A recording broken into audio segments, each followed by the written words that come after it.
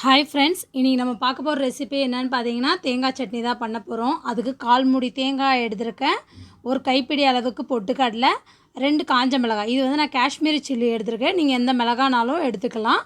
இதுக்கு தேவையான அளவுக்கு உப்பு, நெக்ஸ்ட் ஒரு சின்ன துண்டு இஞ்சி, ஒரு சின்ன சைஸ் அளவுக்கு புளி, ஒரு 1/4 ஸ்பூன் பெருங்காயத்தூள், ஒரு 6 பூண்டு பல் எடுத்திருக்கேன். இப்போது ஒரு மிக்சர் ஜாரில் இந்த தேங்காவை ஆட் பண்ணிடலாம். நெக்ஸ்ட்டு இது கூட பொட்டுக்கடலை,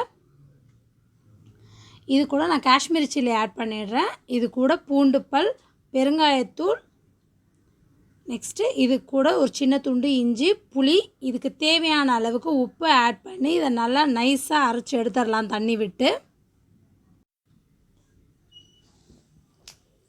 இப்போ இது ரெடி ஆகிடுச்சு.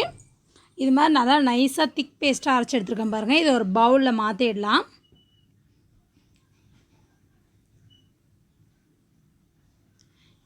இது இட்லி தோசைக்கெலாம் ரொம்ப சூப்பராக இருக்கும் இந்த சட்னி. நெக்ஸ்ட்டு இதில் கொஞ்சமாக தண்ணி ஆட் பண்ணி இதோட மிக்ஸ் பண்ணிடலாம்.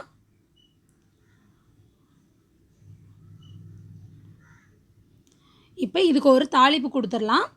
நான் அடுப்பில் வந்து கடாய் ஹீட் பண்ணி கொஞ்சமாக எண்ணெய் ஆட் பண்ணியிருக்கேன். இதில் கடுகு ஆட் பண்ணிடலாம். நம்ம சேனலை ஃபஸ்ட் டைம் பார்க்குற வியூவர்ஸாக இருந்தால் நம்ம சேனலை மறக்காமல் சப்ஸ்கிரைப் பண்ணிக்கோங்க. அது பக்கத்தில் இருக்க பெல் ஐக்கானை கிளிக் பண்ணிங்கன்னா ஆல்ன்ற ஆப்ஷன் வரும்.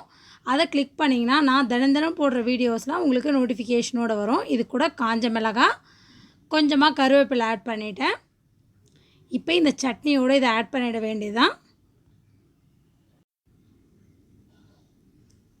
அவ்வளோதான், நம்ம சட்னி ரெடி ஆகிடுச்சு. ட்ரை பண்ணி பாருங்கள். ட்ரை பண்ணி பார்த்துட்டு கமெண்ட் பண்ணுங்கள். என்னோடய வீடியோவை லைக் பண்ணுங்கள். மறக்காமல் உங்கள் ஃப்ரெண்ட்ஸுங்களுக்கெலாம் ஷேர் பண்ணுங்கள். நன்றி, வணக்கம்.